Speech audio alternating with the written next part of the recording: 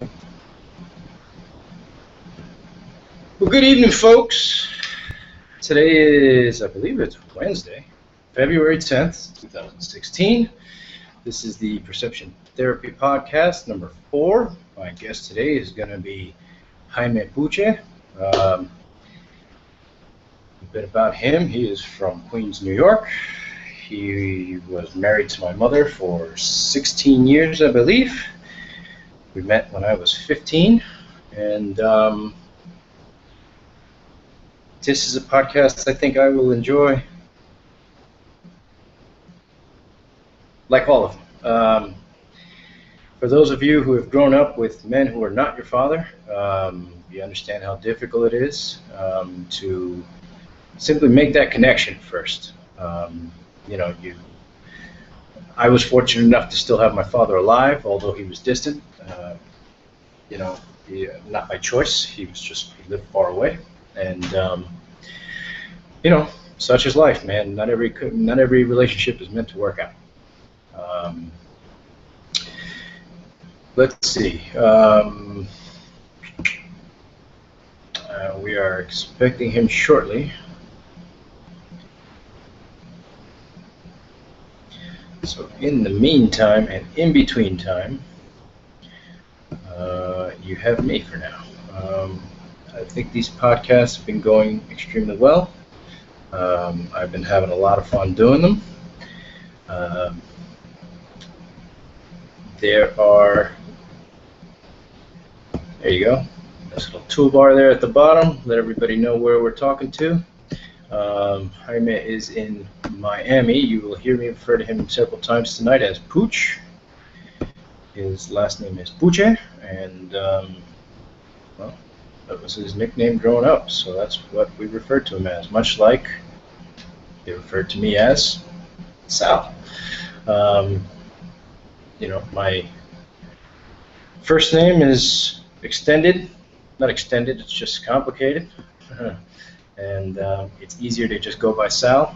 My last name is long, and it's Spanish. In the Air Force, let's just say they were not in tune to making an effort.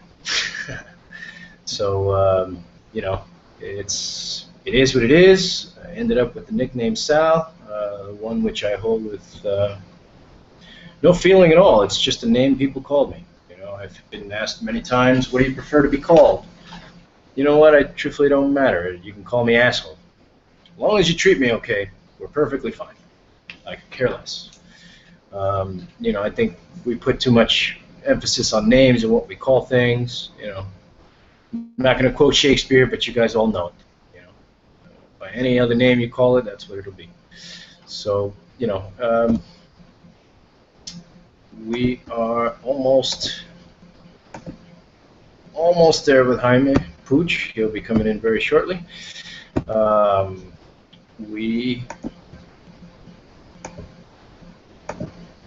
very sorry, folks. Getting distracted over here. All right, let's close all those windows. Back to the conversation. I'm sorry, it's really hot in here. Like I says down below, living in Puerto Rico means you shower about 4 times a day, and you're wet all day long. Giggity. A little bit about.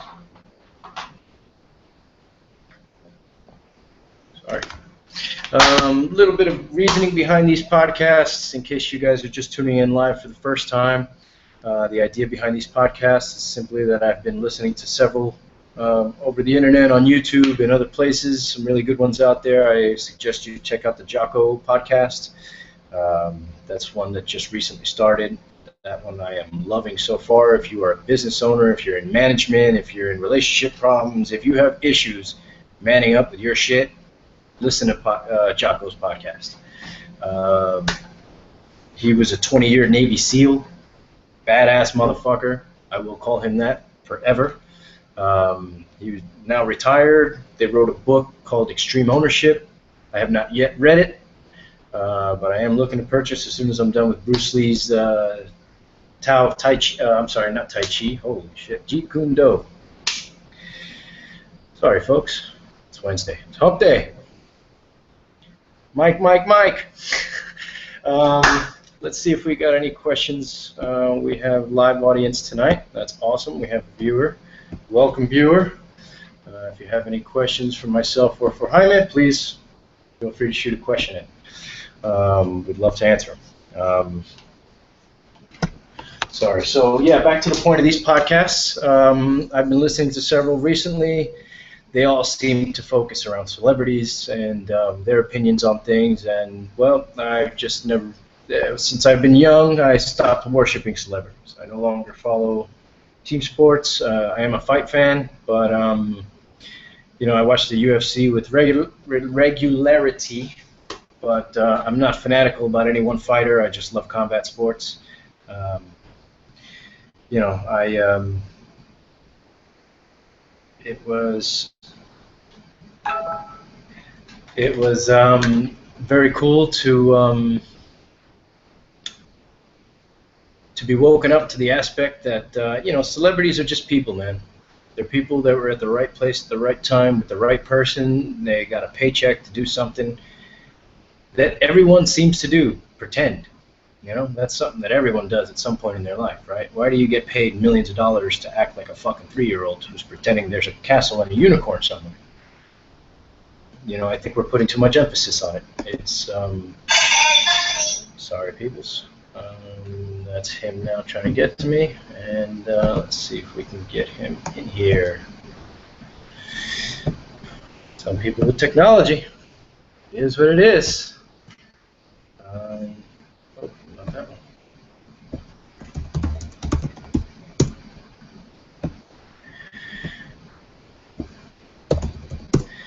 one. Sorry, resending invites and trying to make sure everyone can be a part of this. Over the next several weeks, you will see me interview several members of my family, friends from the military, friends from youth. Once again, jumping back on track, the idea behind the podcast is simply to give you the average Joe's perspective, how it changes, and you know, I think it's important for all of us to evaluate ourselves at every point of our lives. You know, there's not landmarks. There should just always be a self-evaluation moment. That's just something that's imperative to growth. You know, you need it. It has to be done. You need to observe yourself in a third-person setting so that you can criticize yourself in a healthy fashion. Right? You don't have to be mean to yourself. You don't have to create a situation of self-loathing. You just need to check yourself. That's all. You know, and it's that easy. Check yourself.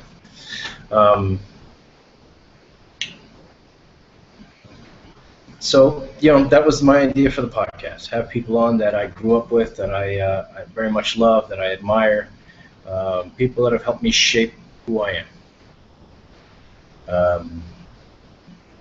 Because of their influences, I have become the person I have become, and you know, I guess this is just one way of saying thank you. You know, I want to get their perspectives. Their perspective still is very important to me, and you know, you should always change your perception. So I had a conversation yesterday with my sister. That was podcast number 3, and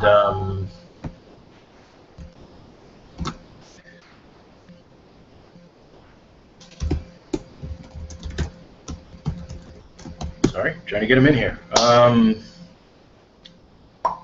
It's the problem with doing this live. You forget where you leave off when people interrupt. Yeah, just sharing conversations with people I love that have shaped me. You know, helping them to change their perception, using them to change mine. You know, this is an ever-evolving thing, as is life. You know,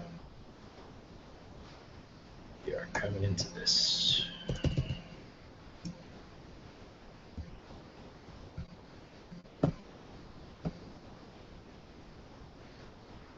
Come on, man. Not hard. Click that green button. He was not the most tech-savvy person, so forgive him for that. Here he is, live and direct from Miami, Florida. Jaime Puche. Is your camera on? You hear me? Pooch. Hello? Hello, hello? There he is. What's up? What's up, my brother? All right, good. Doing all right? Yeah. Good. Just getting us started here, getting the people warmed up. Hold on, let me hang up on the bill collectors. Yeah. The never-ending harassers. The 800 number. The always infamous 800 number. Yo, you know what's funny? I was watching. I saw this post the other day. That was a guy who he helped create a lot of the software that these companies use to call us, right? These call companies. He created software for them. He got paid shitload of money, whatever. Once he was done, he created his own software because then he realized he was getting fucking telemarketers calling him, right? So then he created a software that keeps these motherfuckers going for like 5 to 10 fucking minutes, dude. And it was hilarious because he creates this he created this software where the guy calls, right? It's an unknown number on his phone, so the program automatically answers it. And then it's him. It's a recording of him. Hello? Hey, what's up? You know how people used to leave those annoying voicemails that kept you talking for a minute? Like, hey, what's up? Oh, no, I'm good. He did that, right? Hilarious, man. He stops off. He's like, yeah, so what were you saying? The guy, oh, yeah, I'm calling from such and such and such and such, and we're trying to sell you. Oh, hold on. There's a bee on me. Yeah, I got it. We'll put the links up later. We'll add the link to that description. The link to that video in our description later. But now we have live and direct from Miami, Florida, Jaime Puche, otherwise known as Pooch. Oh. Sorry, sir. Pooch, I met Pooch when I was 15 years old. Pooch was my mother's third husband. That is how our journey began, man. Pooch knew my mother. Well, go ahead, man. You guys met a long time ago. Yeah, you I know the story better than me. Man, I know your mother from the early '80s when we were teenagers. Back in New York and Queens. Your mother lived in Jamaica. I lived in Jackson Heights. I met your mother through Stephanie's father. Right. For those of you who don't know, Stephanie's my sister who was on yesterday's podcast, number 3. Correct. Check her out. Your sister. Right. Like I said, back in the early '80s and stuff, and I met his mom, and through my boy Willie, and pretty much, just from hanging out, and then we kept in touch for a while. Then your mom's moved to California. I lost contact with her for a long time. I spoke to her one time when she was out there. She was about to get married, and she was going to invite me to the wedding, and I never heard from her again. And then I kept in touch with Daisy, and then through Daisy I was able to get your mother's number, and then I flew down for a Jet game years later, and we hooked up. And to make a long story short, ended up hooking up, and I moved down here. So we got the whole family together. Yeah, man. Yeah. And I was talking earlier before you came on about the fact that you were my mother's husband. We met when I was 15. It's a very big thing these days that a lot of people don't grow up with both parents, right? My sister, for example, her father passed away when she was young, and that was Willie we were just talking about. That was another incident, and me and myself, my parents were divorced, so my father was distant but still in the picture voluntarily, and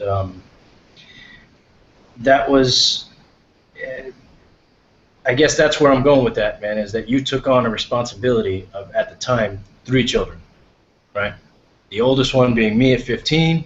Right. If I was 15, Stephanie must have been 12, and that would have made Tiffany 6 or 7. Yeah, I think she was 7, I think.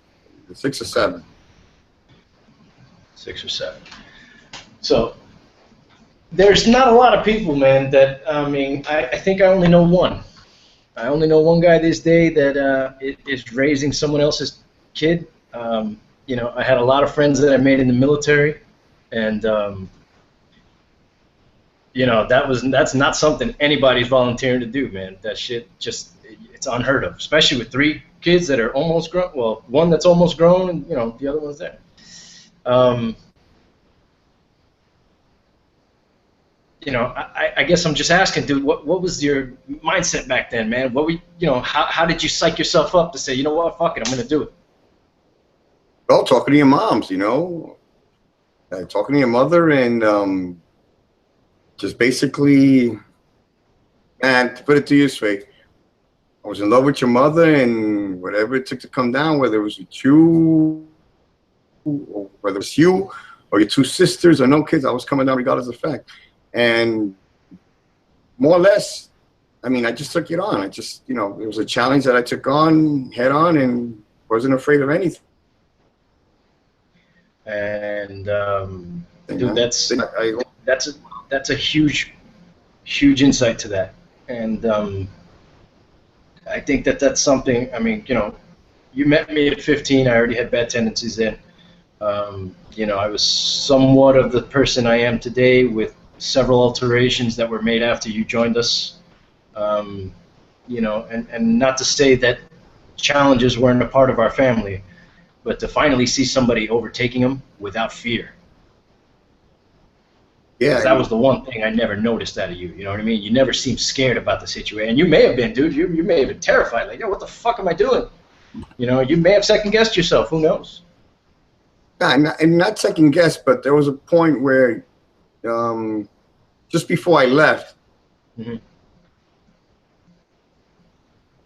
leaving, and basically the just being used to being in New York and being around my friends, my family, my parents, leave all that behind and start a new journey with you guys.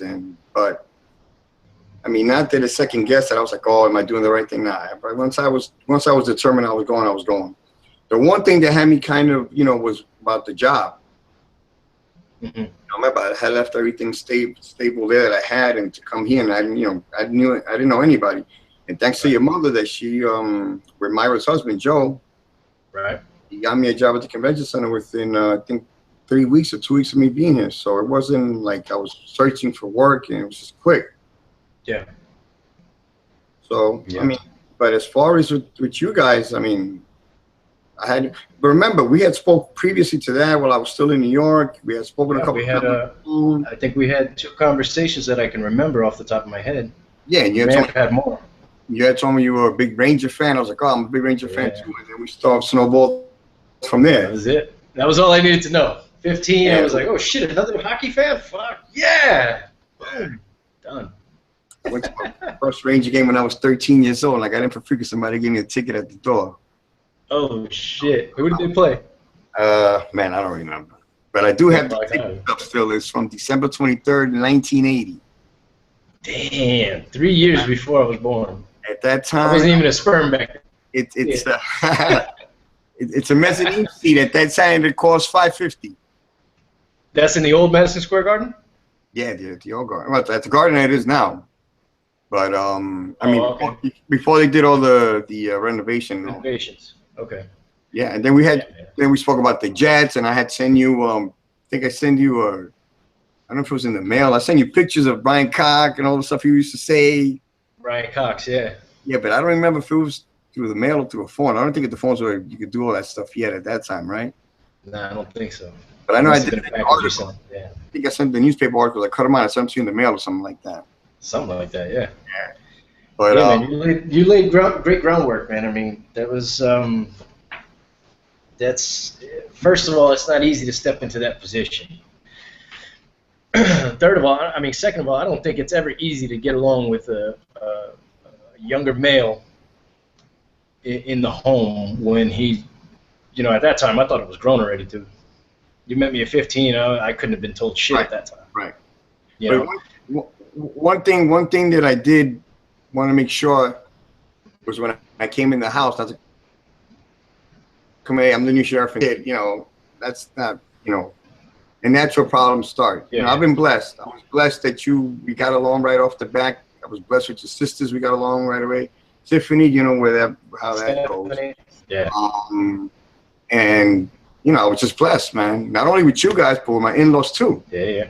You hear all the horror stories, all the mother-in-law this. I was blessed with my mother-in-law, and I was blessed with my father-in-law. So, I mean, I was lucky all around. I was blessed, and I was really blessed with the whole family thing. And, you know, Yeah. the whole family atmosphere. You know, the barbecues and all that stuff was here on Sundays, and for the big fight. And I was always into that stuff. So, Yeah, man. as far as getting back to what you were saying, yeah, man, I never. I mean, I had people tell me, "Damn, man, you sure, man? It's 3 kids," and you know, I'm like, yeah, whatever, man, whatever. Dude, my friends would have shot me in the foot, or said they would have stopped me from getting on the plane somehow. Would have been like, "Nigga, don't do it! No! What are you doing?" But you gotta. I mean, you know, so many guys have that mentality.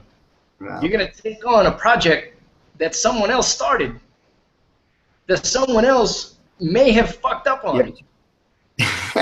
You know what I'm saying? Like, dude, there's psychotic people out there that start off psychotic as children. You know what I mean? There's a documentary on Netflix, you know, about evil children, like they're psychotic and shit at 6 years old. You know what I mean? Like, dude, you could have easily walked into a situation like that, and then where would you have been? Yeah, but You know? So you know, they were right in warning you. I'm glad you went against it. You know what I mean? I'm glad you followed what was being told to you inside of your head, and you know, not even, you man. did what you felt like you had to do. You know, my heart told me to do it and go with it, and I went with it, man. It was, you know, just all me. I didn't, you know, you got to do, you know, things like that you do, or your heart. Wholeheartedly or not at all. I just zoned everything out and blacked everybody's negative vibes, and I just went with it, man. And look, the greatest thing that I ever did in my life was that. Because I went with my heart, and I, you know, what I was thinking, not what everybody else was surrounding me with, you know. So, best thing I ever did. Yeah. Yeah, man. People are real quick to point out all the negatives. Oh You yeah. know, people are real quick to live in fear, man. They don't wanna get hurt. They don't wanna fuck up. They don't wanna cause themselves any misery. But most importantly, they don't want to cause themselves any more extra work. You know, that I think that's the main thing. People don't want to work harder than they feel they need to. That's all I know, and it's hard work. So, right down my alley. Yeah, absolutely. You know? Open arms challenge. You know, that was awesome. Yeah, for sure. Yeah, man. Let's see what else. Yeah, man. You know, you coming in changed a lot of things for us, man. There was, you know, you were very well informed about the situation going on before you showed up. You know, my mother was in a very disruptive relationship before, you know, with her second husband. You had the pleasure of meeting that douchebag. You know, more than once. Unfortunately, I had to meet him. Unfortunately, we all had that. You know, that was fucking pain in the ass, man. Yeah. Hey, Rose, we've got from Australia. Thanks for joining us, Rose. Hope you're enjoying. Say hi to George for us. And yeah, dude, you came in and you know, you really changed things for us at home, man. I mean, we were just getting out of a very abusive, you know, situation with him. You know, he was leaving. Everybody was looking forward to it. I think Stephanie was probably the one who was probably most against you coming on board. You know, she had her own reasonings for that, and maybe next time I have her on the podcast, we'll maybe dig a little deeper into it. That ended up washing away, and you know, a good relationship blossomed between you guys. Especially, you know, I noticed it the most when I came back from the military. I was gone for 4 years. You know, and speaking to her yesterday on the podcast, she was, you know, expressing how different it was to receive the brunt of you know, the home life that we had. You know, my mother's she's got her ways, and you know, she inherited those ways from ways that were shown to her by my grandmother, and you know, I'm sure by her grandmother and her mother and all that stuff. You know, chain effects down. You know, so she really finally warmed up, as far as I can tell, when I got back. You know, but she very much explained yesterday how it was tough for her to you know, to deal with everything going on between her and my mother when I left. You know, I was the oldest. I felt like my mother really reached out to me every once in a while. You know, we would have more serious talks. And at that truthfully, man, I mean, at that age, I don't feel like I had a good relationship with my mother. Not until I came back from the military. Actually, not even, yeah, when I came back from the military, because right at that point I had Taina already, and, you know, my daughter, for those of you who don't know. And I felt like that, the moment my daughter was born, I felt like everything changed. You know, and even I noticed a lot of change when I had left. I was in the military, and you know, I would make my phone calls home, especially when I was deployed. You know, my mother took that really hard at first. You know, the basic training calls were all, you know, her in tears, and that. You know, I was not in a position where I could allow that kind of emotion to get inside of me at that moment. You know, basic training was not the hardest thing I've ever done in life since then. At that moment, it had been. You know, it was a lot of other guys weren't able to handle it. I guess the toughest part for me was just not being able to do what I wanted to do. You know, it was just the whole discipline thing that they bang in your forehead in the military. You know, first night you're there, they, you know, it's a process of breaking down the individual to build them back up in the manner that they want, right? So these are the things that are being put into my head at 18. You know, my whole life I had been taught by my mother, by the other women in my family who were mostly, you know, single mothers except for my aunt. And, you know, she unfortunately divorced a couple of years ago. Well, it depends on who you ask, whether it's fortunate or unfortunate. But, you know, the fact is she divorced a couple of years ago, and whoa, where did I jump to? I take these jumps, man. That's why I'm glad I have a guest on, because this shit, sometimes I lose myself in my thoughts. Yeah, the military, dude. So I couldn't allow myself to soften up from my mother.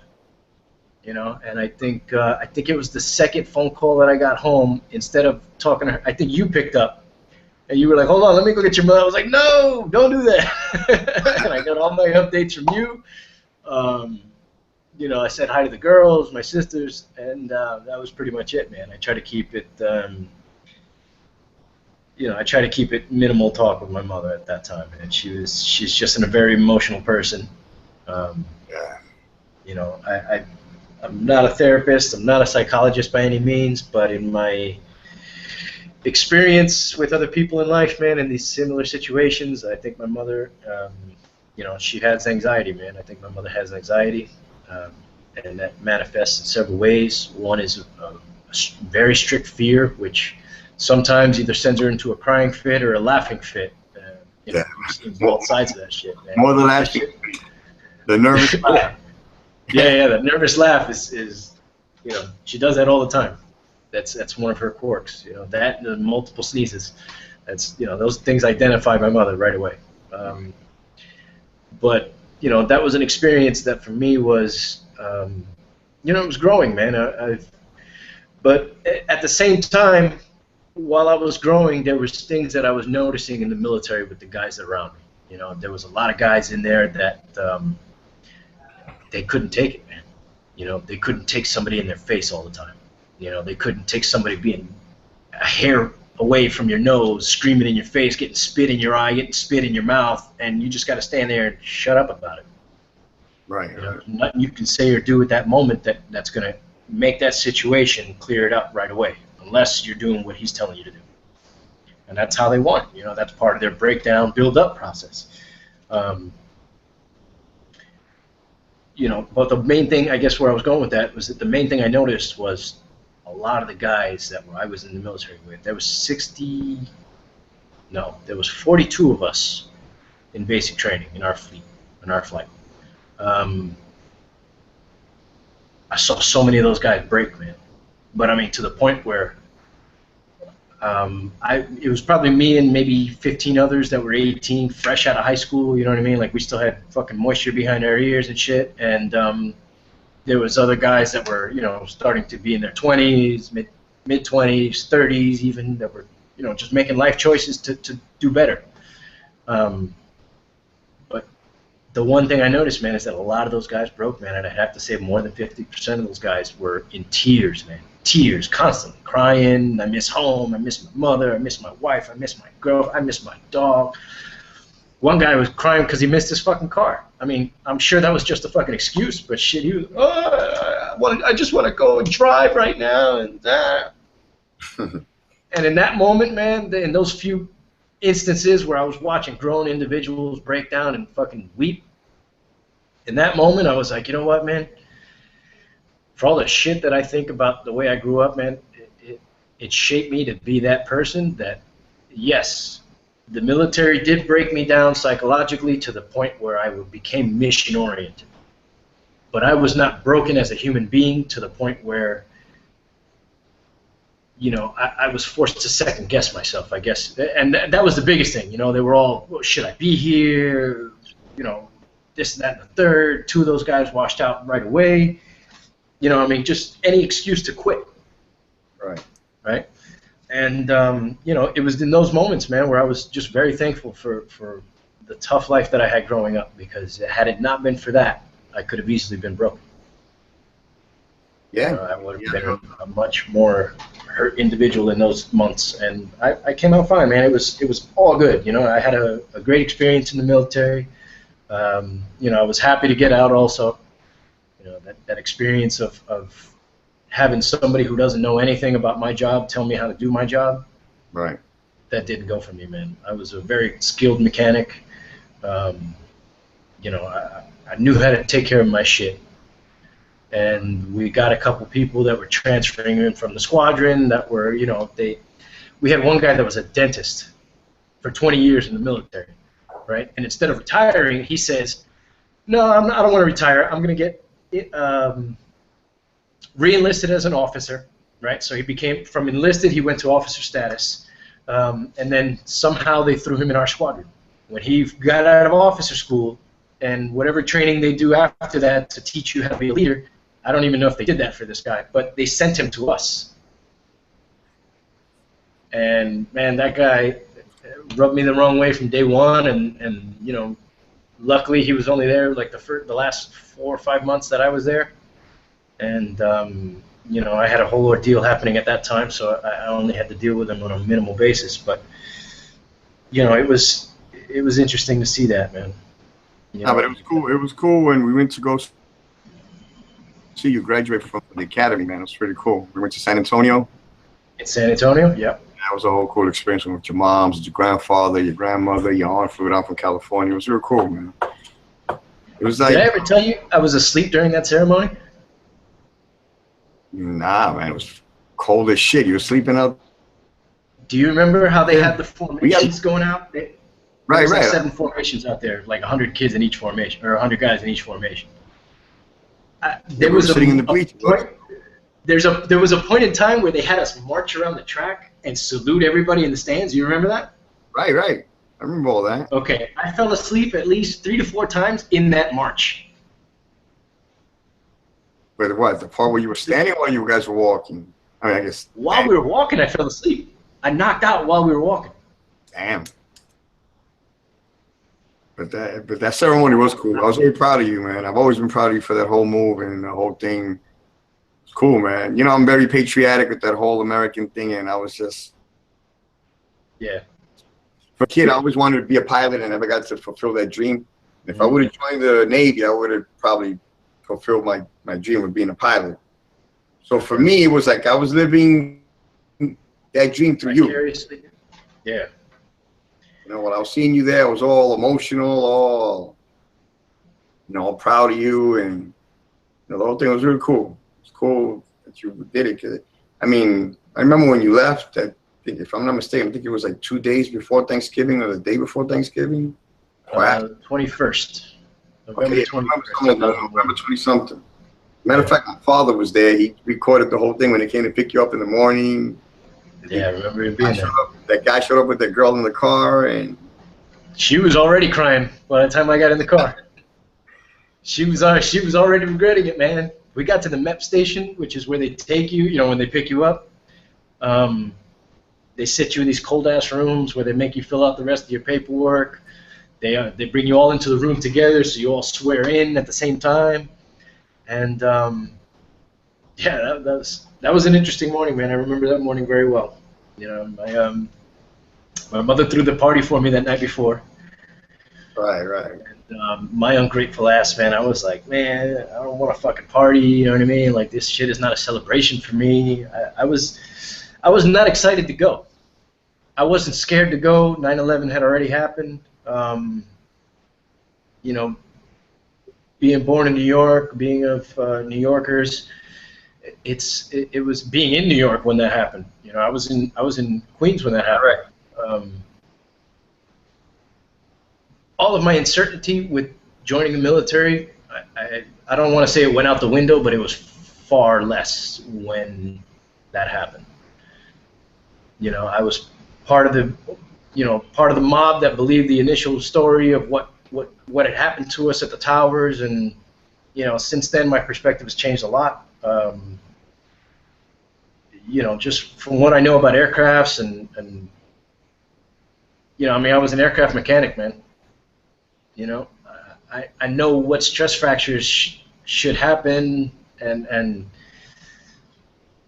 you know, I didn't learn a lot about that until afterwards. You know, and then talking to the guys who were already enlisted at the time and their take on it, and they were just fucking real quiet about it. You know, I found out much later.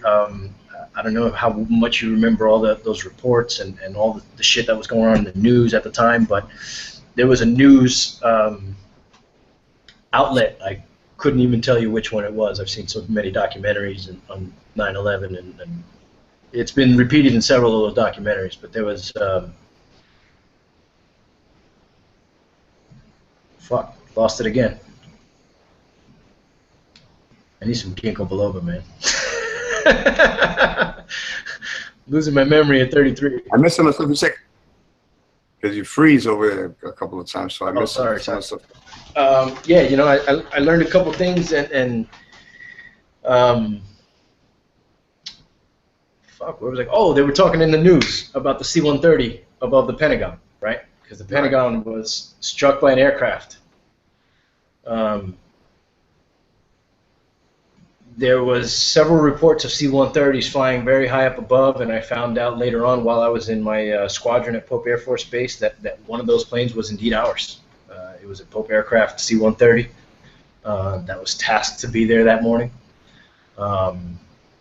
There was also an AWACS, which is, you know what those are, those big planes with the huge dishes on the top, for those people who don't know about aircrafts.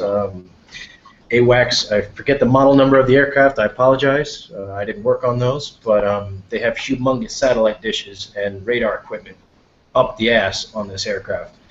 Those aircrafts fly above sight vision, or above, you know, sight visibility, and you will never see those aircrafts.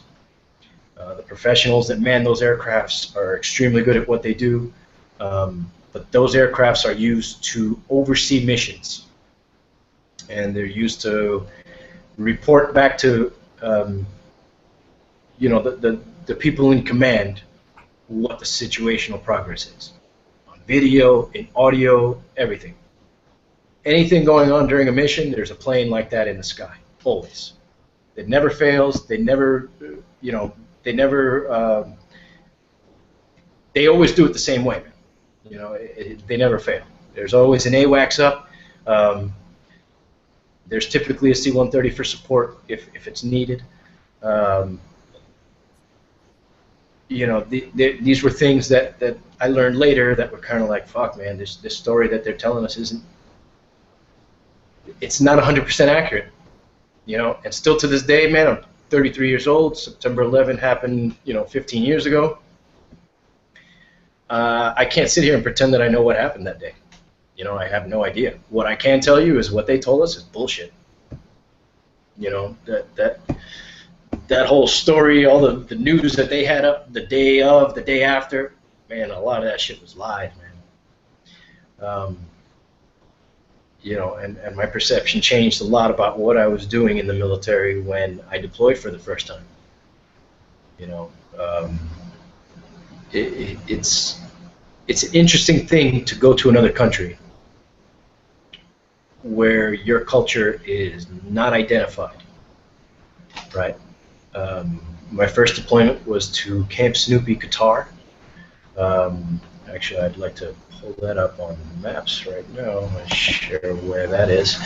Let me look up Qatar. Yeah, so I went to Camp Snoopy, Qatar, and it was an interesting scenario, man. It was,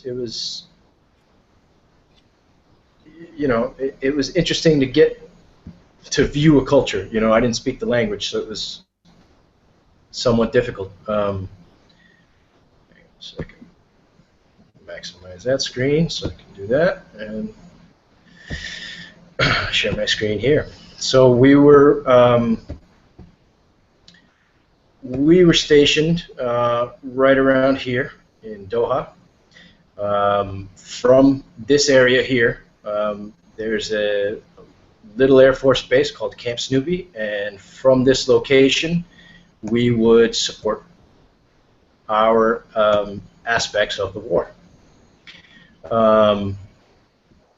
As you can see, you have the United Emirates right next door, and I mean, you're not far, man. Saudi Arabia is right there, Kuwait, Iraq's right up here. So this is maybe a 3 to 4 hour flight, sometimes 2.5, depending on your pilot. From Doha, which is once again right here, I forward deployed to Afghanistan, to Bagram. That's where I was talking about with Stephanie yesterday with the whole valley. We've had this conversation a couple times. I won't bore you to repeat that one for you. But you know, we got a lot done from this location, man. This little island, you know, I believe it's an island. Some call it a peninsula, whatever, man. It may be a peninsula. From this little area right here, we ran all this shit. You know, and it was an interesting perspective to see people how they live there. You know, it was interesting to find out that Qatar is actually a very rich nation. They have a lot of money. I don't remember where our second base was, but I ended up going to Qatar a second time. Maybe Doha was the second location, and I just don't know the real name of where Camp Snoopy was. So that may be the foggy memory. Ginkgo biloba, if you have some, please send it my way. And that was, you know, we were out in the middle of nowhere, you know, getting to see the people who worked on the base. And the people who worked on the base, I would only have to assume are the poorest people in that country. You know, they hired them as janitors, as you know, cleanup crew, cooks, shit like that, and these guys were, you know, guys like you and me, man. They were trying to provide for their families, you know, in any way they could. A lot of them were very friendly. I was surprised to see how many homosexuals there were there. I was not under the impression that you know, they tolerate that kind of stuff. Apparently they do. It was a big joke about the squadron that I was in, that, you know, they use it was the women are for procreating and the boys are for pleasure. I think that was the saying that they used to use. So, and it was weird. I mean, not weird, man, because I mean, you know, homosexuals is a thing. You know, I mean, it has been for a very long time. People have been gay for a long time. You know, we were living in Miami, so homosexuals are not an estranged thing to me. I have no prejudices against them. But it was just, it was interesting to see another culture have that same thing, you know, and they weren't as homophobic as we were about it, you know, like I would be hanging out with my friends in the military, and they would say, oh, look at these, you know, and they would use derogatory terms for homosexuals, and, you know, it's, dude, people are people, you know, if it's not your flavor, don't fucking have any. Pass the fucking jar, you know what I mean? It's cool, yeah, you know, everybody's got their own thing. Yeah. But that was a big thing that changed about that, man, and you know, and then I was sent then to Kyrgyzstan, which, you know, I'm pretty sure I've told you before, man, that was my favorite place, man. You know, we landed there, it was freezing cold, right underneath Kazakhstan, right on the border between China and Russia. I'm sorry, Kazakhstan and China, right in between, and that was another experience altogether, man. It was cool. Being from New York, you see a lot of different cultures, melting pot of the world, right? At 5, we moved to California. We spent a very short amount of time in Texas, and then moved to Miami afterwards, right? Your variations of people are vast. Kyrgyzstan is one of these places. They've had so many tyrants and dictators take over this country. I read a lot about it after leaving there, because it was interesting as fuck to see people who looked Russian, but they spoke. It kind of sounds like Russian, but it's, you can distinguish when somebody's speaking Russian and when somebody's speaking. I don't even know what they named the language there. I don't think they have an official language, actually, because it's been taken over so many times. No, I'm dead serious. There's Asians there with blue eyes, right? You seen Provodnikov, the boxer? Yeah. They look like him. Yeah. They're little, they're stocky as fuck, right? Like, they look like little Russians, but then they have these Asian eyes, and then they have blue eyes. And it's like, what the fuck? I've always hated that question, like, hey, what are you? We're all human beings. But at that moment, I was like, Jesus Christ, where did these people come from? who are your parents? Where did they come from? You know what I mean? Like, where are these mixtures coming from? But it was I was really welcome there, man. I had a really good time. I had 2 days in Kyrgyzstan. I would love to visit there again under better circumstances. That was the first time I had ever seen a toilet that was just a hole in the ground. That was the wake-up call that not everybody shits on toilets, man. It was like, wait a second, what am I doing here?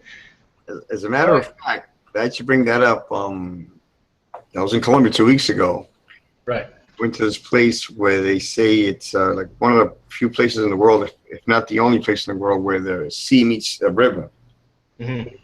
And it's definitely not the only place, because Puerto Rico's got a bunch of those. I don't know. That's what I've heard of. That's why I say I'm not too sure. But anyway, really, might be one of the only places in Colombia, though. Probably, but man, interesting, because people that live in that area, they're extremely dirt poor. They live off selling whatever, mangoes, chips, sodas, whatever. They live off. Yeah. But that's something that me and your moms had always spoke about back in the days, about, all as a family going, so you guys could witness it. I'm pretty sure you witnessed it more because you've been around more. But the girls, I haven't seen any of that kind of lifestyle, where it's like these people impoverished. Yeah, I mean, they don't have anything. This guy had no shit. He lived in some shack that was put together by hand right off the sea. I mean, it was just crazy. But the guy was happy as you can be about life. Stocky, 66 years old, looked like a bull. Yeah. He lives off the sea, so he jumps in the water, goes swimming, and I mean, I guess that's why he's so stocky. He's in phenomenal shape. Yeah. But living conditions were wow, and an eye opener, Right.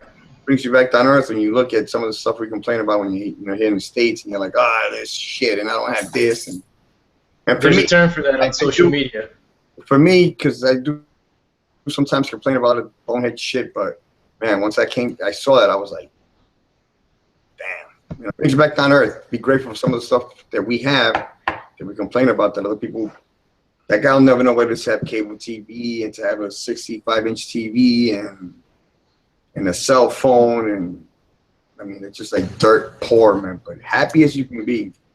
Yeah, what's funny is I'm seeing that a lot here, man. I'm seeing that a lot here.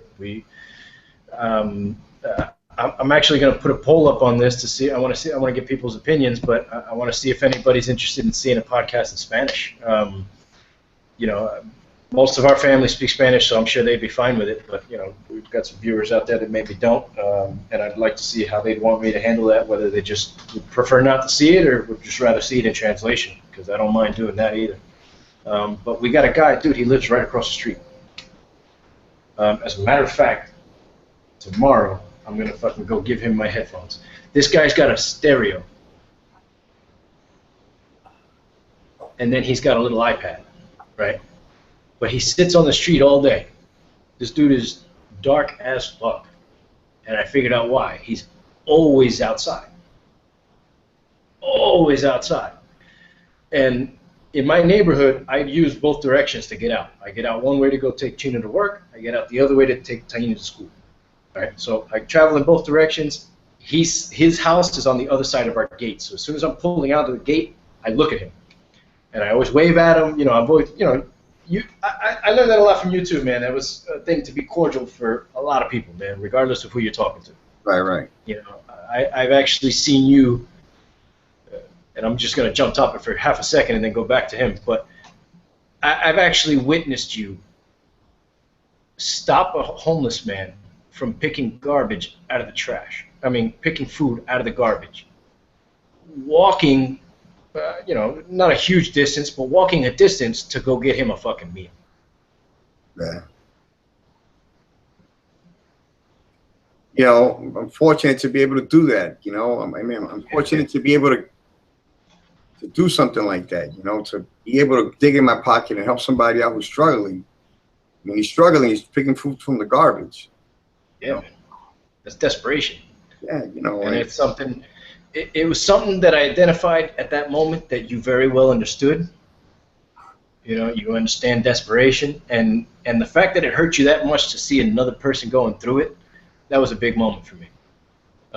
Growth-wise, man. That altered my perception a lot, dude, because you know, growing up, you know, you see a homeless person, oh, no, don't look at them. Yeah. You know, they're there in traffic holding their cups. No, don't look at them. Don't look at them. Just ignore them. Look the other way. Look the other way.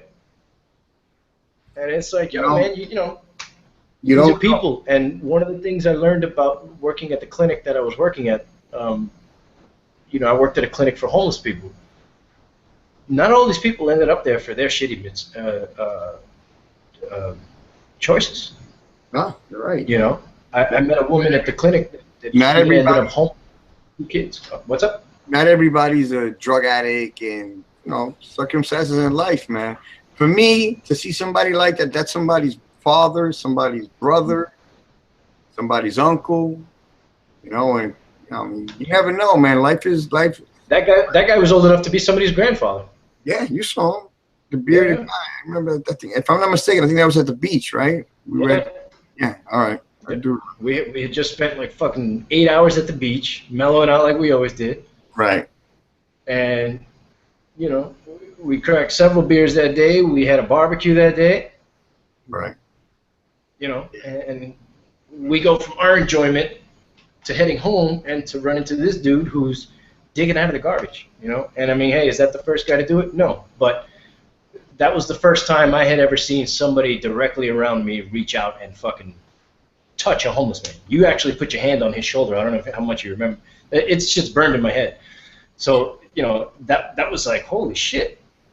You know, like it's not enough that we just acknowledge them as human beings. You know, it's not enough to look at them and just nod your head. You know, it's not enough to just wave at them. Yeah, no, it's you know, you never know, man. Life is hard, man. Life could give it to you one day and take it the next, and you never know. That could be one day somebody we know, or it could be one of us. Yeah. You know? And you know how life is got its up and downs, man. Some people can fight through their downs, and some people can't, man. You know? And some people get put into circumstances where they don't have, you know, they don't have any fight left. You know, they've been fighting so long that at one point they're like, all right, I mean, you know, I've been fighting all my life and it's gotten me nowhere. And at some point they just submit to it, you know. And I met a couple of those at the clinic too, you know, just people that were like, you know, listen, man, everything I tried fucked up. I was a natural born fuck up, and it's my destiny to be on the street. And this is their mentality, some of them, you know, not everybody that ends up there. But, you know, going back to what you were saying about the guy across the street, about the guys in Colombia, man, these people have nothing, and they are happy as fuck. Yeah. So you still have Netflix? Yeah, I do. There's an awesome documentary. It's called Happy People. Happy People. Yeah, check it out. Yeah, it's a documentary about trappers in Alaska. It's fresh as fuck. About what? Trappers, guys that trap animals in snags and shit like that. Traps. They trap wolves and minks and sabers is a big one that they capture there for their pelts and shit like that. So these guys. I was watching the documentary and the guy was talking about how the trappers, they don't have shit. They have a wooden cabin that doesn't have electricity. They have a stove if they're lucky. Hmm. They don't have any windows because it gets so cold there that the glass breaks automatically. So they live in log cabins with fire if they're lucky. And the guy's like, what more do you need? You have the air. Did you eat today? I have my dog. I have my gun. I have my knife. And as long as I have my wits, I have everything I need here. And it was like, holy shit, man, this guy chooses to live up there, And he was talking about how he started up there, that the Russians sent him up there to capture pelts because they were, in the race against the United States to capture as much goods as possible, right? And that was I think that was one of the reasons they sent him up there. They sent him up there without anything the first night, except for he said he had a winter coat, and that was it. But they took him in the middle of the fucking Alaskan blizzard, and they dropped him off at a cabin, and they said, we'll send you supplies in a week, and he said it took months to get supplies.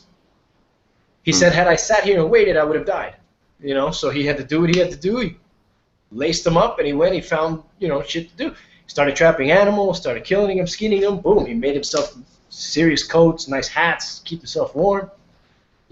It was a great documentary to see how little people need to be content in life. Happy is a terrible word because happy is a fleeting thing. Happy is an idea. So it's called Happy People? Happy People on Netflix. Yeah, that shit was great, man. I remember a time me and your mother went DR too. I think, I don't know if it was when we got married or the second time that we went.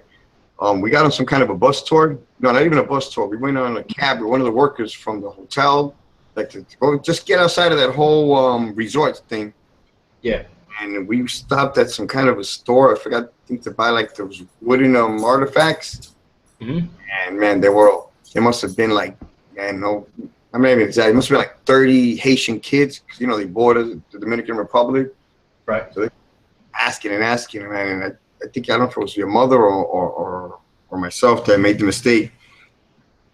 And we went and I think we bought one of them an ice cream cone, man. And it just got crazy, man. Then we had to try to buy for everybody. And I don't think we were able to. And then they followed us inside the store. No, it's just a mess, man. I think we kind of fucked up where we we tried to get, but it wasn't enough for everybody. And then it just got all crazy, It was just like bum rushed the store. And then the guy that was with us was, treating him like, I was like, damn, I just felt bad, man, Because, I mean, they're just like poor as crazy poor, man. Yeah. And these are kids, I would say about maybe a little older than Jordan. Damn. Jordan is my nephew, everybody. Everybody listening. Jordan is my 4-year-old nephew now. Man, he's getting big.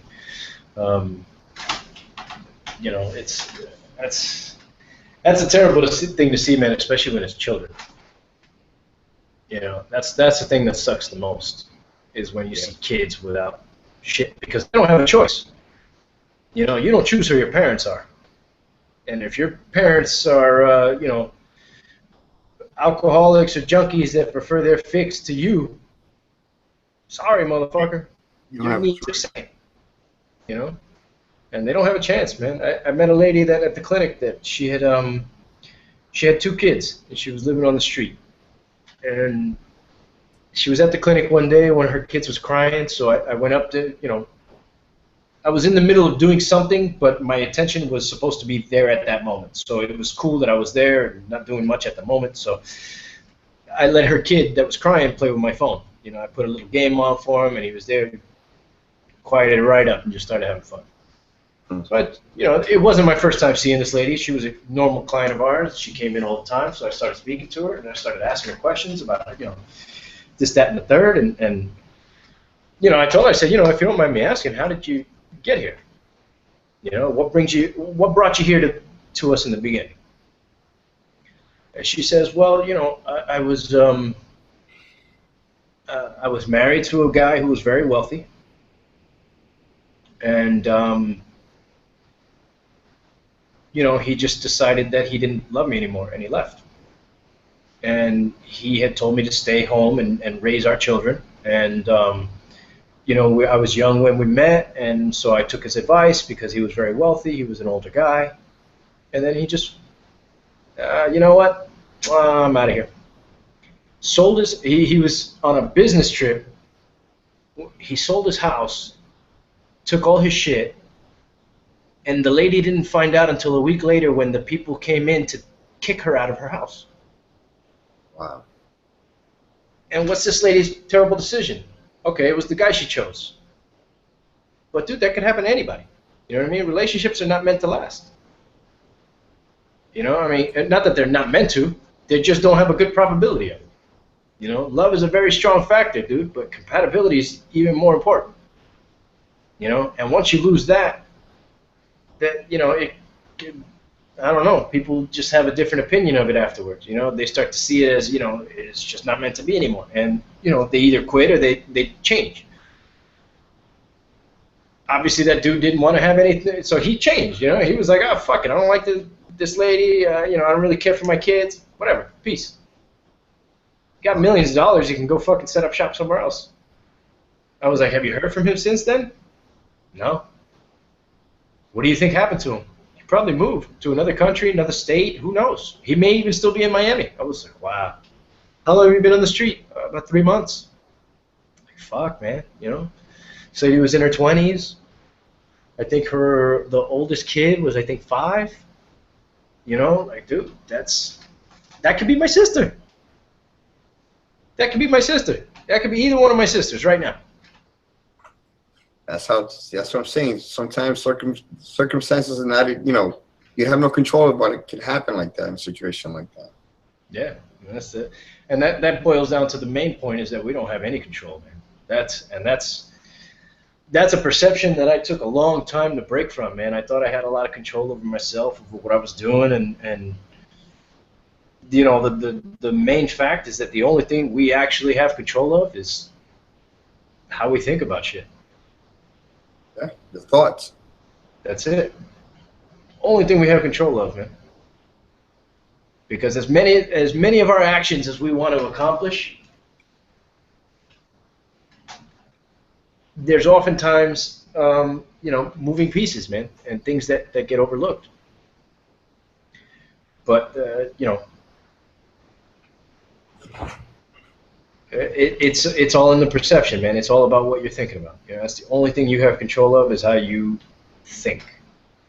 Because your feelings, that's another thing. That's part of your ego. The feelings get hurt, man. I think that was another reason for the podcast. People heard about things that happen, and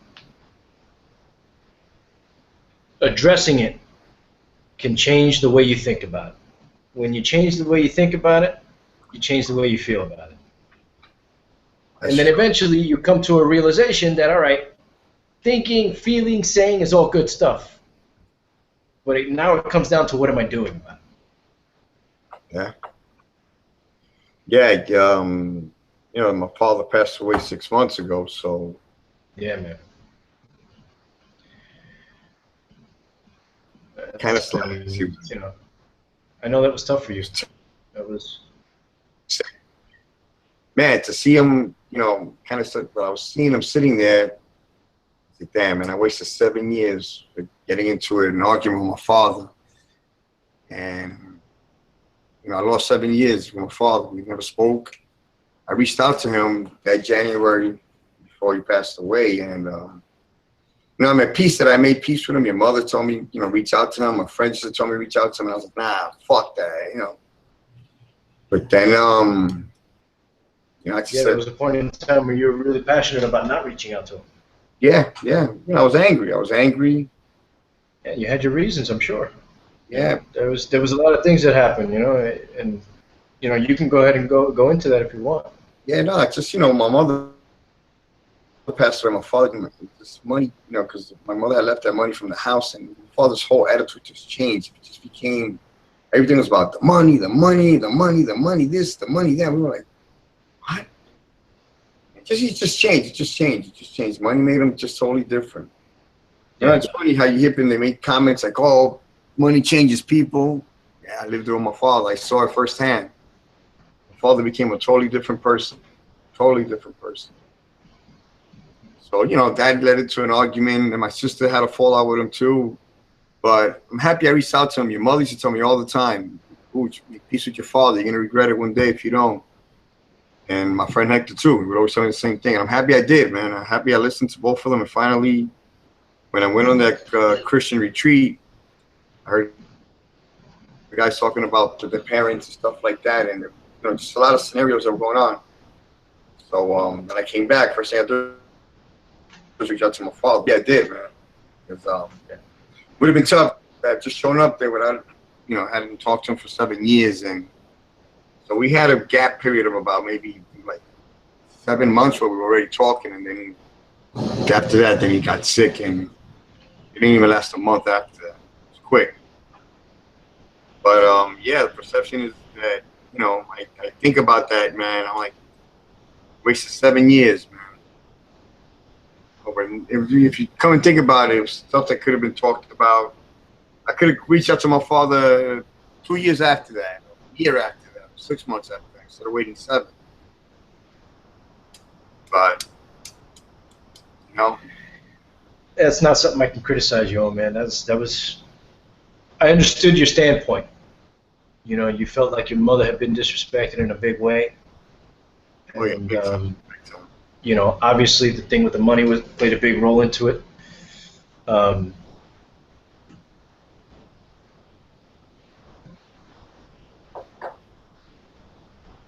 When you were growing up, right? You grew up in the house that I visited on Junction? Yeah, yeah. Okay. I actually went to that house one summer when I was there with my father. I went to go hang out with your pops. I saw Milani, and we hung out for a little bit there. Yeah, my mom saw me went by and stuff. Yeah, yeah. My mother had told me went by. They were both really great to me, man. That was. They made me feel very welcome.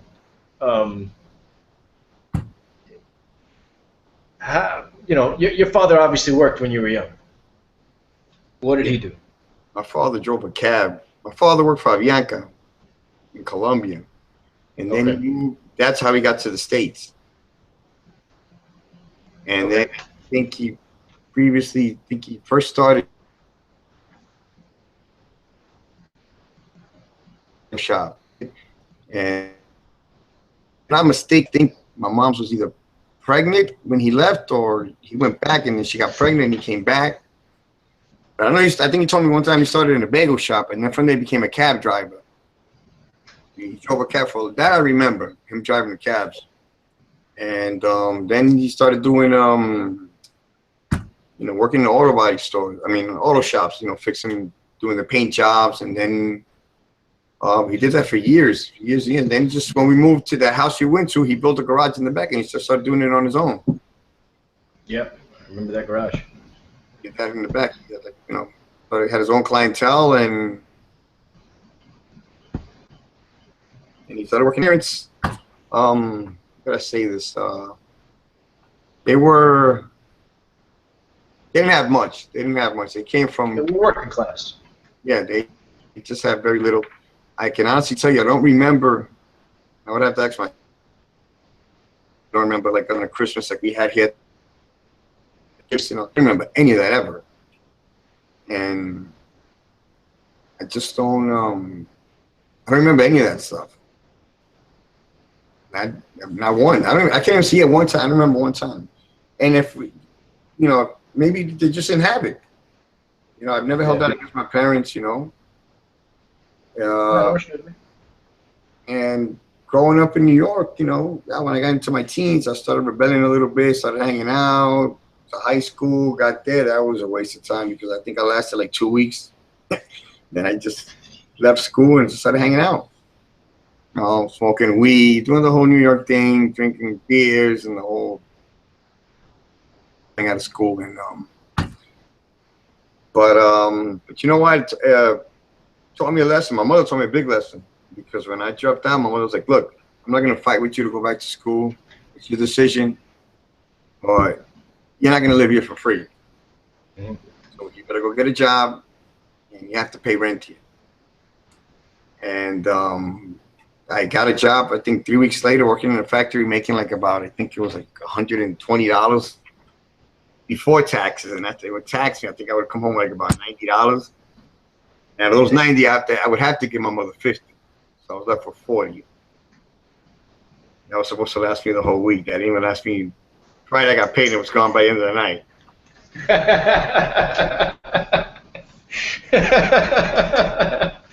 So yeah, it taught me discipline, because you know, nothing was given to me. hmm you had to earn it. I had to earn it, and that kind of set me up for what was coming later on down the line in life. You know, you got to work to get what you want. And I remember I got my phone in my own room. I had my own line. It was like I had bought a house and I got my phone. You know, Independence. I thought I brought $1 million home. It was great feeling. But like I said, it just set me up for life, and as far as responsibilities and, you know, what was coming down the line. Yeah. But yeah, it's you know, I had it tough. And obviously, you know, like you said, your parents were working class. What are your memories of their conversations about money back then? You know, was that like the eternal struggle, or were they just, you know, they knew payday was coming eventually and they were okay with waiting until payday? Man, honestly, man, I really don't remember. I don't remember anything like that. And if I just start saying shit, I'll be lying. So I don't remember exactly. But the bread and butter maker there was my mom. My mom's was steady with everything. My mother's kept everything, kept the whole boat floating all the time. And my mother worked in a factory making like I think $160 a week. But man, we all had clothes, had a roof over our head. They brought the house. I mean, my mother was a matriarch at the house. She ran the whole show. You know, my father had intake, but, you know, my mother would always overrule whatever he had to say, and whatever he said was irrelevant. At the end of the conversation, my mother had the final say on everything. So, Sounds like here. I got my input, man, but it's only so much, you know. Yeah, but yeah, it in that sense, yeah, it was yeah, I thank my mom for that, man, because it kind of set me up for life after that. Then I started working, getting better jobs, getting paid more money. Then I got my first car, and you know, worked down the line, and then I ended up in Miami with your moms and you guys. Like I said earlier, the greatest thing that ever happened to me in my life was that. Yeah. You know, I had their namesake as, 3 kids, dude. You know, you got your own kids. Blocked that whole shit out of my head, man. They're like the 3 monkeys. I didn't hear, I didn't see, I didn't nothing. It's owned everything out. Owned it all out. I mean, you know, I guess I'm asking that because, you know, people are always very unclear with their motives. Sometimes they think they're teaching you something, and then what they're showing you is a different lesson, right? So, you know, when I was younger, my mother was married to Junior before you, you know. Junior was involved in illegal activity for money. You know, no judgments there. You got to do what you got to do, where you can do it, how you can do it to provide. So there's that. But the conversation always at home was, you know, about how much money he made. You know, he was always very um, he wanted to make it a big deal. You know, he wanted to be head honcho with his cash, and that I had other good examples of people who treated money like it is. It's an object that if you have it, you can use it. That's all it is. It takes time and it takes somewhat of an effort to earn it or to get it, right? Right. But once you have it, you know, you've got stuff you got to do with it, right? So, you know, I had several other lessons, and those were all telling me that, you know, money is only what it is, man. It's something you spend. You know, you got to break your balls to get it, and then it goes away before you know, you finish counting, right? Those were some aspects of what I was learning about it, but in the long run, you know, I guess where I'm going is that, you know, my perception of having money, having things like that, man, it's completely changed. I guess, you know, since way before moving here, but it's been even more amplified since moving here. You know, that it's, you know, we make ourselves miserable. Some of us not miserable, but we, you know, we put a lot of painstake on ourselves to earn shit that doesn't serve us any fucking purpose. We spend a lot of money on a lot of dumb shit. I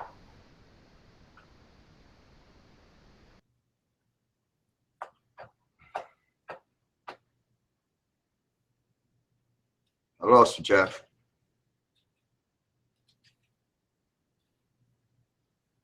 Bear with us. You there? Jeff, yeah, I'm here, but I lost you for a while. Sorry. No, we're good. I missed what you said, so. You were going to say something. Man, what was I going to say? You froze it. Sorry. Yeah, but you know, money's not everything, man. And It's not. And when we do have it, kind of misspend it. I'm a perfect example of that stuff. I misspend tons of money. But you know, you live and you learn, man. I mean, you would have asked me this a year ago. I would have told you, yeah, fuck that. I work hard. yeah, but the other aspect of it is exactly that. You know, that's the other perspective of money. You know what I mean? It is, you work hard enough to earn it. Why can't you enjoy, you know, spending? And you should. You should, yeah, but there's certain things that are priority over other things, and I kind of got lost in that. You know, I would not prioritize or prioritize my things in the order they were supposed to be in. You know. Okay. But you know, you live and you learn. Yeah. You know, and no greater lesson in life than falling on your face.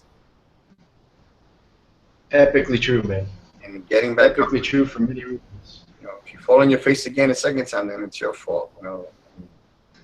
Shame on you. Yeah. So Absolutely. those are the lessons of life. You know, you learn, man. You learn. We all make mistakes. We all do stuff that at the moment we don't see it. So I guess after the fact is when it all was like, damn. You know, why didn't I see it then like I see it now? Right. Yeah, and that's the, you know, I guess that's the. But life, man. Yeah, you live and you learn, man, and you know, nobody does it perfectly. It Nobody was does the it perfect perfectly. plan. It'd all be perfect. And that would be a weird place, man. That would be a weird place with no. Yeah, you know, I couldn't even picture a place like that. You know, a perfect planet. That's shit. Where would we start, right? Yeah. Where would we start? Let's see. Where's another? Damn, I had an idea before when we were talking about money, and that shit just got. I gotta start carrying a notebook for this stuff, man. I gotta write down these ideas as I have them. If not, these episodes are all gonna have the drop-off effect, which is, I'm talking about something and it's like, whoop, gone. But, yeah, what were some other things that that I had on my head, man, that we wanted to discuss?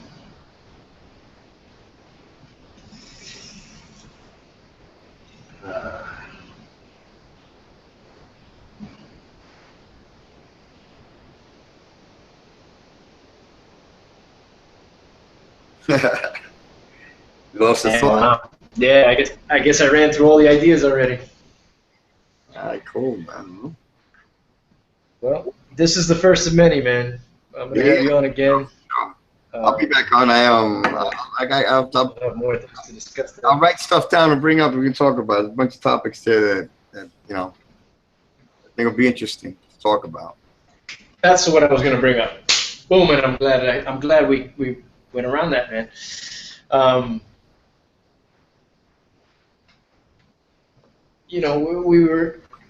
We were discussing when you got back from Colombia. You called me, and you were telling me about my uncle. We were discussing what? When you came back from Colombia, you were talking to me about my uncle, Mauricio, and how he was sick and he wasn't doing well. And fuck if it wasn't 24 hours later, man, that I got a phone call from my mother telling me he had passed away. Yeah, that's right. I spoke to you that Sunday, and that Monday. I told myself, you know what? I'm going to call him. I'm going to see where he's at and see if I can go visit him.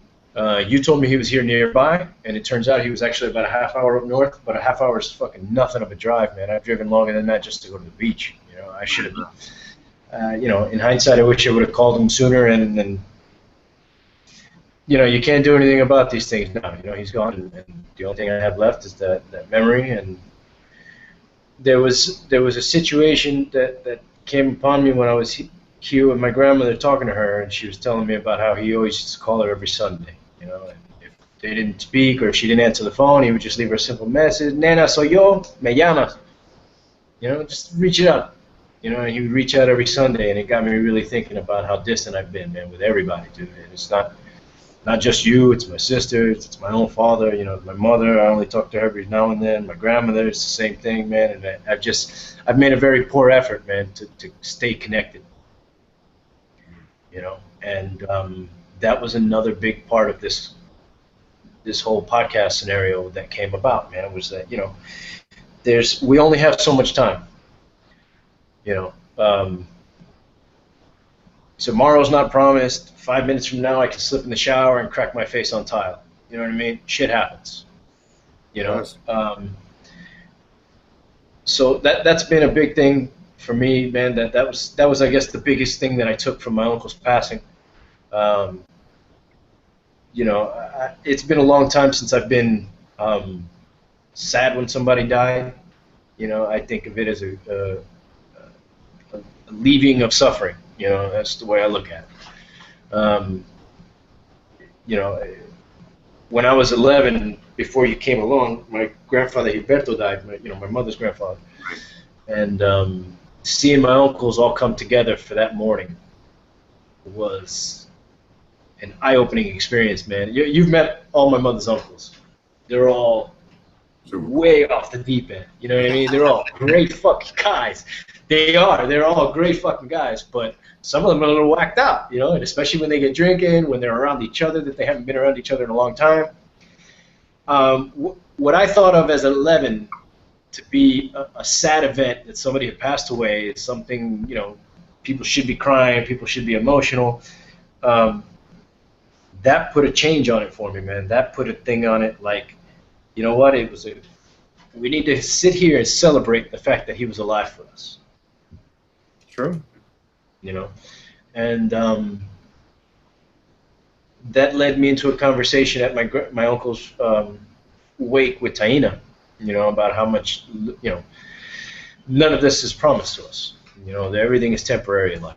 Everything, including life, is temporary, right?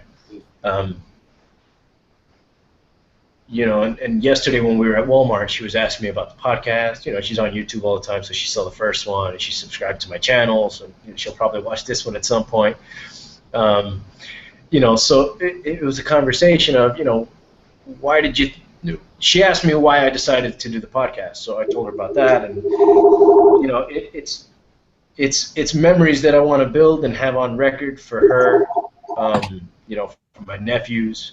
A big part of that documentary I was telling you about, Happy People, was they were showing the Inuits in Alaska that were in that territory where this guy was, right? So they have that perspective of the guy, the trapper, who's the happiest motherfucker in the world, and he's talking about all the other trappers and how they're all happy as hell because they're a part of nature, right? Then they pan over. This dude drags this gigantic tree that he finds floating in the river, right? Because they need wood. They drag this gigantic tree by snow ski to these Inuits, and the Inuits chop up the whole tree. That's the only job they serve in Alaska, right? So they interviewed the younger guy, and you know they asked the Inuit. They said, you know, what is it that your family does? And they were like, you know, this is the only means of survival for us. This is the only job we're capable of doing these days, is cutting wood. My entire family has started to die off. You know, most of us are not having children. You know, and things have gotten very tough for us in our lifetime. And then so they pan over to the elder. You know, there was an elder Inuit woman there, and so they asked her. They were like, well, why is it that your family has come under these conditions? You know, why is it that this is the only thing that they can do? Her answer was that they were not passing down information between the generations anymore.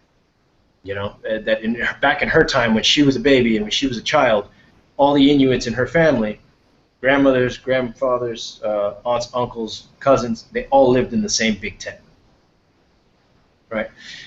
She says that in this living arrangement, even when they're not directly talking to you, you still learn from your elders. You know, so you learn about strategy, you pick up skills, you pick up hunting, you pick up trapping, you pick up whatever it is you pick up from your elders. Right.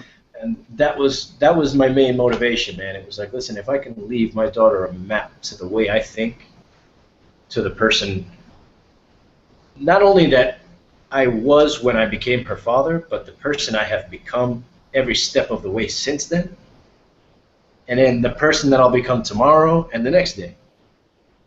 You know, this is basically just leaving a chronological order of her father's thoughts, of his perceptions, his misperceptions, most importantly, and the growth factor. You know, I want to push on to her. You know, listen, these are your elders. You know, these are your elders that are my elders. Does that make us all correct? Absolutely not. It gives us the distinct vantage point that we've experienced. You know, that's the only thing time and age does for you, is that you have more experience than you did prior. You know, she's at that age, like I said before, that she's on YouTube all the time. You know, she's like 90% of everybody who's online today. You know, you're learning stuff on YouTube, learning stuff on Google. You know, she follows a couple things also that are completely, you know, fun-oriented for kids, and then she starts looking up stuff. You know, she's got an inquisitive mind, you know, so she's looking up animals and all kinds of baking on YouTube. Like, she's looking up all kinds of stuff.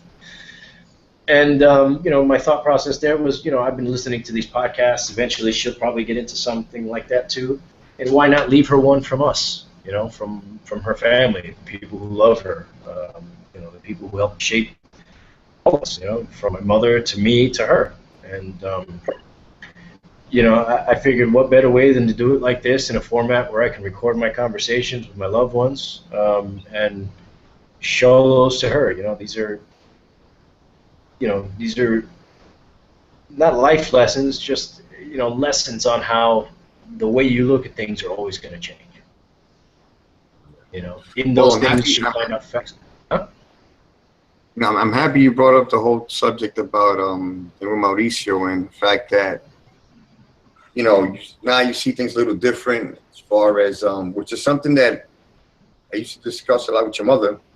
Was the fact that, damn, man, we always thought you were a dick, and a lot of times you act like a dick with certain things. Like, damn, you know, you weren't tight, you always like miserable, you know, everything bothered you, man. I'm happy that you know, going to the funeral and stuff like that, you know, kind of changes your aspect about the family thing, you know. Try to be a little more. I've always, and I called you on this several times. Yeah, I go, Jeff, man, reach out to me, man. Or reach out to all of us, you know. Yeah. I know over there you're doing your thing, but still, you know, it's sad that it takes a death or some tragic to like kind of snap everybody. Not only you, you know, it's happened to me and to everybody. It takes something dramatic to like kind of put you in your place and snap you back into like, damn, you know. And sometimes it's too late. Yeah. Which is what you said earlier. A big part of it was, you know, again, like I said, man, I wasn't there to mourn. You know, I was there to celebrate that he was no longer in in this physical body of restriction. You know, my personal beliefs on what happens to us after we die are irrelevant, but, you know, I think that regardless of how long you live, man, if you live long enough, pain starts to find you, you know, and, you know, obviously he's had cancer in the past, you know, he was in remission for a while, obviously, you know, he had a tumor in the back of his neck, I was told, right before he passed. They didn't even have time to test it to find out if it was malignant or not before he passed. So, you know, it was something I had always been thinking about, man. It's you know, nothing is permanent. You know, everything's temporary, everything's fleeting. And the thing that caught my attention the most was my grandmother. You know, my grandmother's pain on it, and then Carmine. You know, Carmine's pain brought it up a lot. And then something she said on Sunday, man. We hung out with them on Sunday also, and Carmine said, you know, I've never seen a widow this upbeat before, but she was talking about how many people showed up to his wake. When we got there, Pooch, I got there late. I got there about 10 minutes late. His funeral parlor was packed full of people. Yeah. To the point. I spoke to her. I called her. To Carmine, I called her. I called her like, I think 2 or 3 days after the whole funeral thing.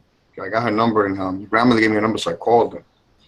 And, you know, I gave her my condolences, and she was like, no, you know, it's sad, but then she told me about how many people. She goes, people didn't even fit. They had to open the door, people were outside. And said, yo, they had to kick people out. Yeah, she was telling me the whole thing. I was like, that's great, man. It's great that he has such an impact on everybody like that, because, you know, when you see that amount of people show up to a place like that, it says a lot about a person, you know? That's exactly what it says. You know, and there were people there that were talking about him like, you know, like he was family. You know, and so that was all that jarring moment, man, where it was like, you know what, man?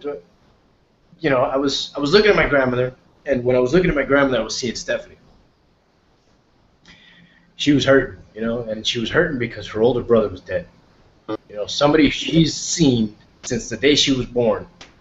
Obviously, you know, he was a grown man at some point, and they moved away. They had their own families. They had their own lives. But someone she's known since she was born, someone she looked up to, someone she took advice from, someone she leaned on, was gone.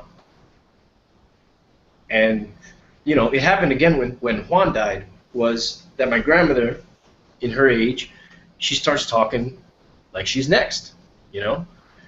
If you talk to her, she, you know, she just moved to the top of the list, the hit list, you know, as far as she's concerned.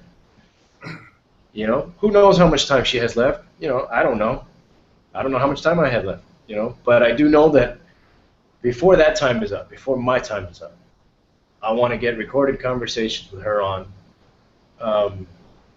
you know, everybody, but mainly my grandmother, man, because, you know, she's got that stigma on her that she's next. You know, she can go at any moment. You know, she's at the top of the list now, and you know that's obviously true, and it's not true. You know, she's not at the top of some list. Right. However, she is getting into that age where, yeah, man, death is staring at her. You know, it's looking at her. It's looking at all of us, really. But she's just a little closer than we are. You know, in the long-term sense of things. I'm a strong believer. I'm a strong believer not to think things like that, because when my mom passed away, my uncle went into a crazy depression, because right at the first thing that came out of his mouth was, you're my way, Moody, I'm gonna die next, I'm gonna die next, I'm gonna die next. And he was fine. There was nothing wrong with him. And within 2 years he got sick, and he And he just brought like a sickness upon himself because he just started with the negative thoughts and the negative thoughts and you know, I'm sorry if you think like that. Thoughts with, you know, you bring all that negative vibe, and it's just bad. It's a bad aura to bring around. And I think you and I honestly think, and not only do I think it, but my cousin, his son, believes the same thing too. That we believe that he brought his death upon himself because he just started with the negativity the minute my mother passed away, and within 2 years he was done. He wasn't sick or anything; he was fine. He just got sick within a year, and then it was downhill after that. Yeah. None of us are guaranteed, man. And you know, that was the tipping stone. It was like, you know what, man, this is it, man. This is what it's gonna take to pull me back in there, man. Because you know, I'm looking at my grandmother, looking at her like it's Stephanie in the future at my wake, and you know, I'm looking at Carmine like, damn, you know, there goes Chino when I die.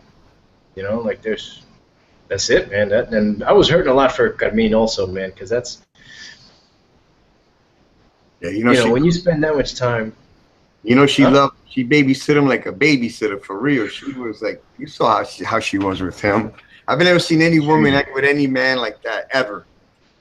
Not even Asian women.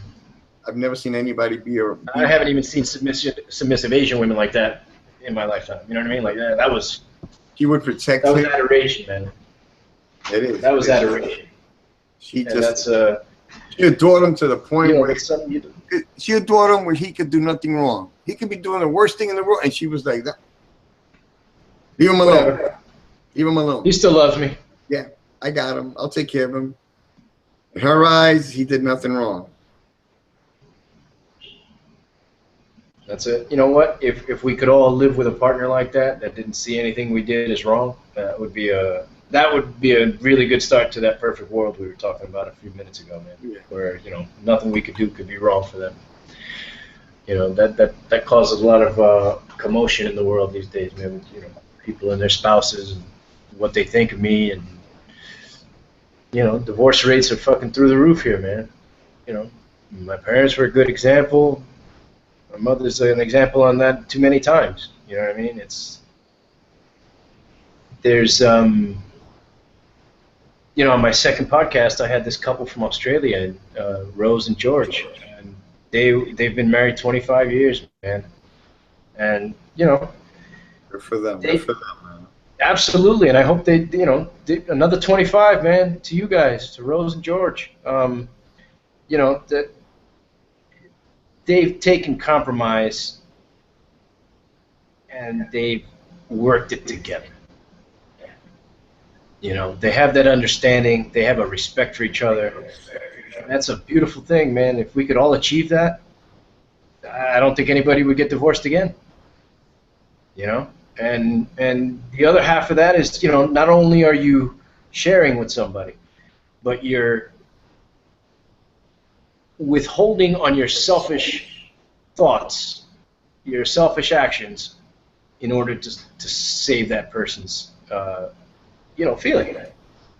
You know, it's the right thing to do, man. You know, you should be in the right place at the right time, man. There's distractions all over the place, and you know, the more you entertain them, the further fucking problems you get into. You know, but it becomes that thing where it's like, you know, what's going to help my situation? Right. You know. You gotta work to make it better. I mean, we all hit our bumps and downs. You know, this is a roller coaster. It's never. Absolutely. But you do say you got to compromise. You know, you got to compromise on both. I read that book. I finally finished that book you gave me, or the one you recommended to me. Good. You know, there's a book called. Hang on. It's called The 5 Love Languages. The guy's name is. Hang on. Gary Chapman. Gary Chapman, thank you. Gary Chapman, The 5 Languages of Love.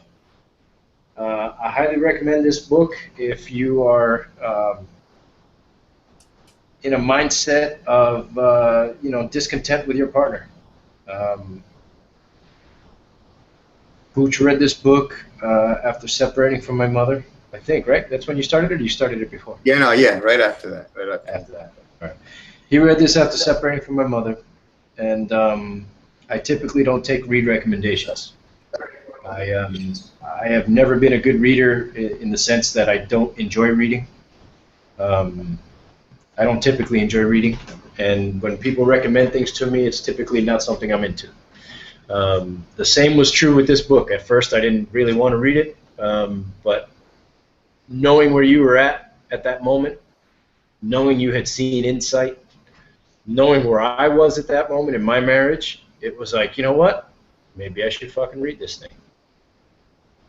And yeah, I just finished it maybe 2 weeks ago. But the principles are there from the beginning, man, and it's a good book. There's a lot of self-help material out in the world these days. These podcasts are a small form of self-help, if you want to call it that.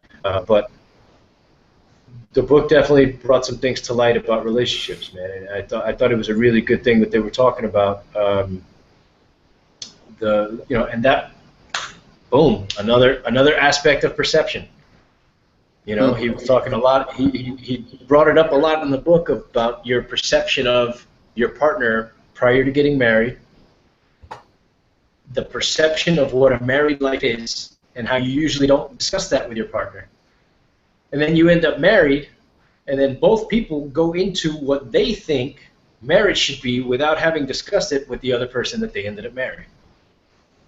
So both of you now are living still together. Obviously, you're married. But you have a preconceived notion as to what a married life is. If you're a wife, you have a preconceived notion as to what a wife does to be a good wife. If you're a husband, you have a preconceived notion as to what a good husband does.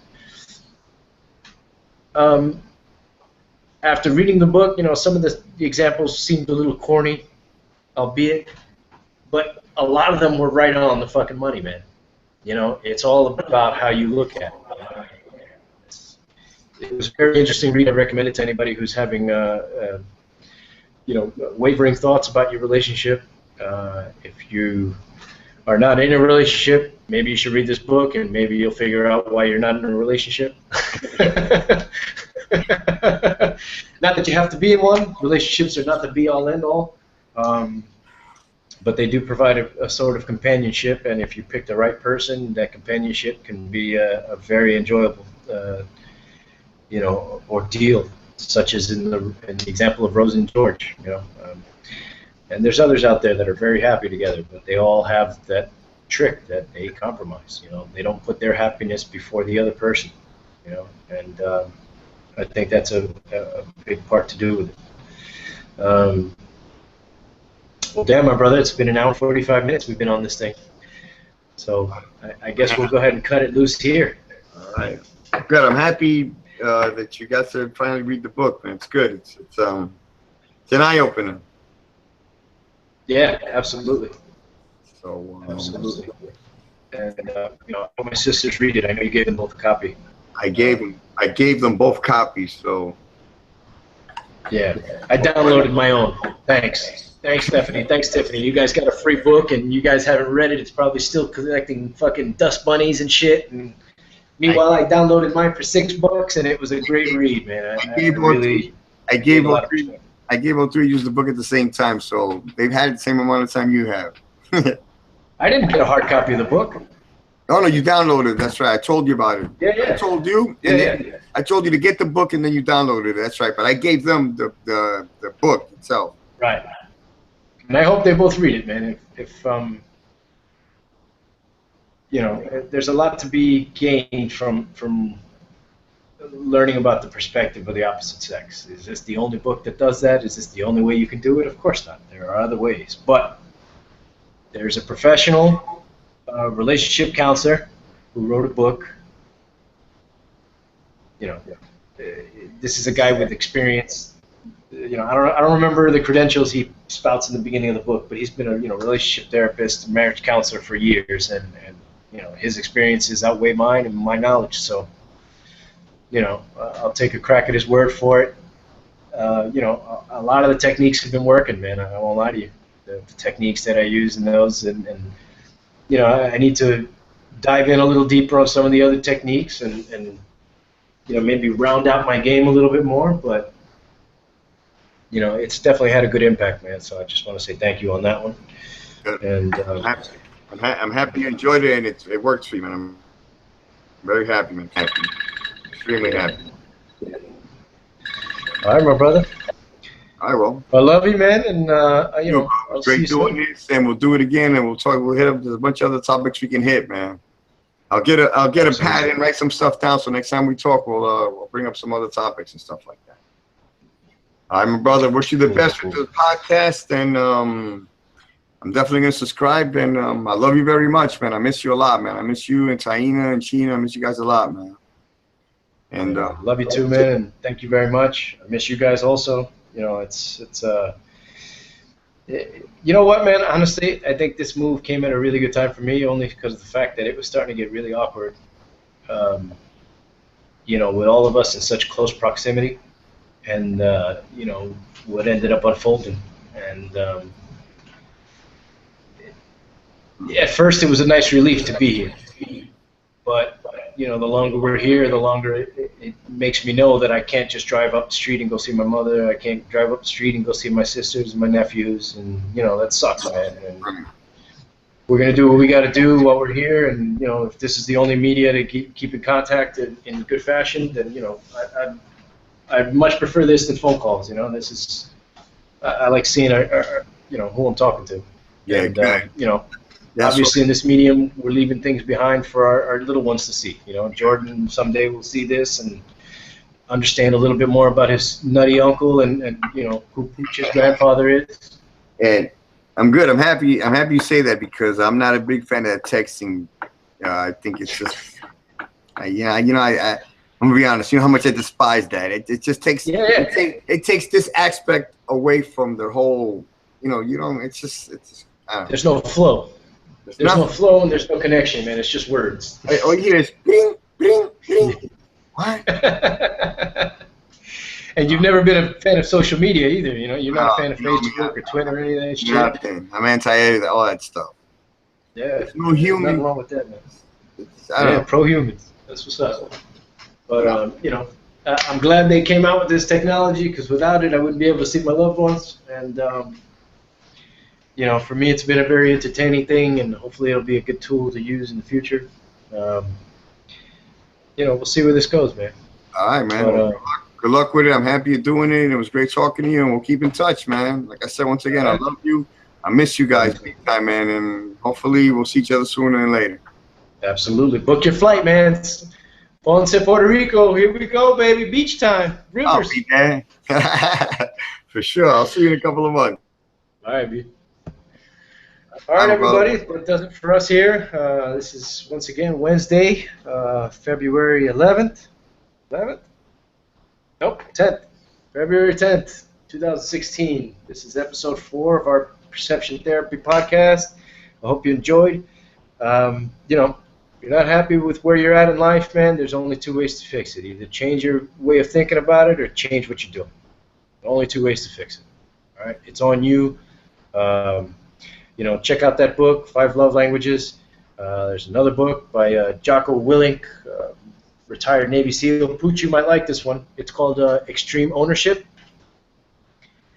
It's called Extreme Ownership. It's written by a 20-year Navy SEAL.